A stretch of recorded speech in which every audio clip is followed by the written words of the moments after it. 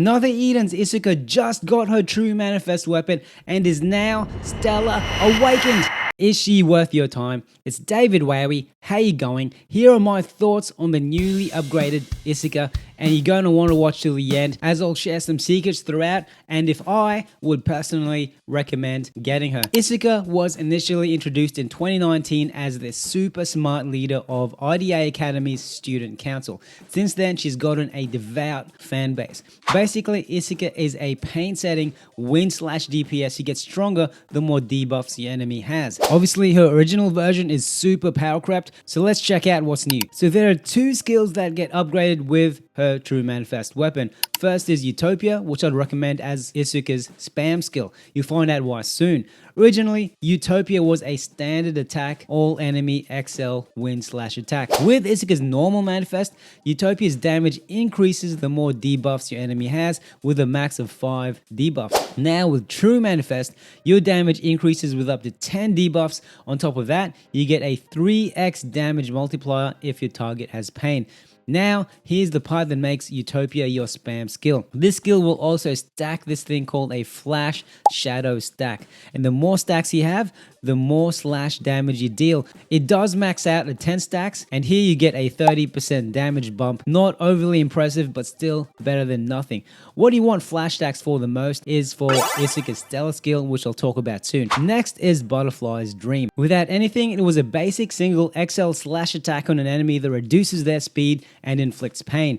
Butterfly's Dream got even better with Isuka's standard manifest weapon. It was still a single slash attack, but it reduced the enemy's speed more, plus reduced their pierce and type resistance. It also inflicted a guaranteed pain on the enemy, but Isuka's true manifest really makes this skill much better. Instead of one XL attack, Butterfly's Dream now does 3. On top of that, it reduces the enemy's speed and replaces the weird pierce resistance reduction with a physical resistance reduction along with an even greater type resistance reduction. And now it inflicts permanent pain and ignores target resistance. It also doubles the length of the debuffs from 3 turns to 6 turns. Remember how Isuka's Utopia skill gets stronger the more debuffs the enemy has? Using Butterfly Dreams with its speed, physical, and type resistance debuffs can add to this on top of any other debuffs your other teammates could be inflicting. With this in mind, is it worth true manifesting Isuka? If her purpose in your team is to be a win/DPS and she's the best DPS you've got,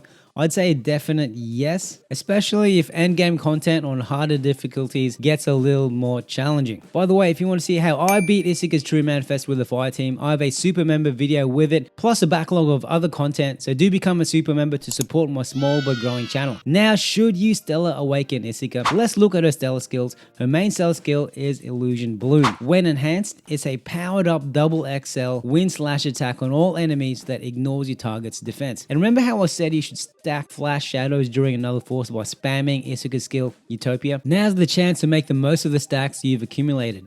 This Stella skill's damage multiplier increases based on your number of flash shadow stacks and performs a win/attack per stack you've earned. So in plain English, this means if you have 10 stacks, Isuka will deal an extra 10 attacks, and it doesn't have to be during Stella Burst either, which is awesome.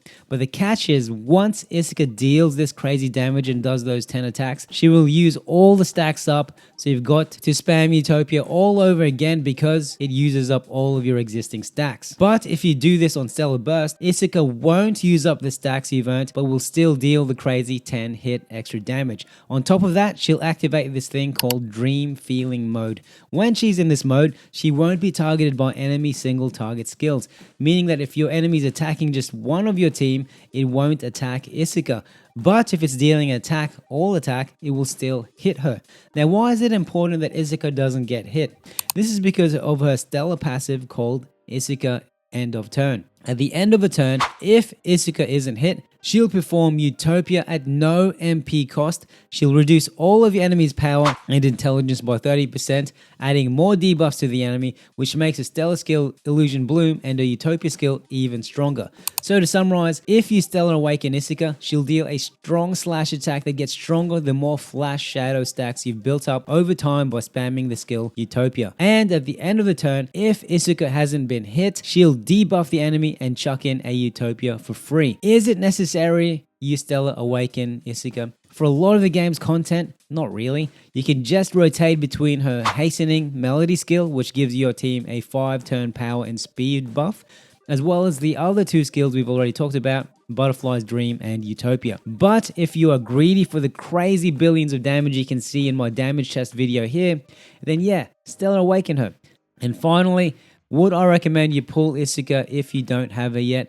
If you have Sesta or Sesta Another Style, then she is definitely not a necessity, as either version of Sesta to me is already one of the strongest wind/slash units in the game, especially Sesta Another Style, who is absolutely insane and doesn't even need to be with a wind team. Last year felt like it was dedicated to giving us the best wind units ever, so even if you've got other units that can deal wind damage like Tsubame Ultra and Shigura ES, Isuka isn't necessarily a requirement. But if your slash or wind team is lacking, or if you need a solid straightforward DPS, then get Isuka, bro, but make sure to get her true manifest so you unlock her damage potential. Isuka has a huge role to play in the story of this game, and she has a dedicated fan base. What I like about her setup is that she's refreshingly easy to use and understand. Also, she's not a demanding character. You don't need to be in a strictly win team or have specific characters to go along with her.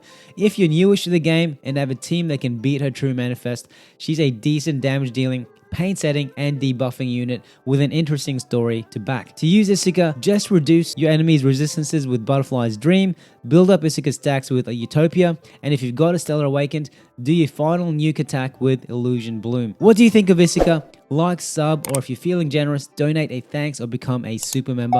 Also, check out my other videos, you're gonna love them.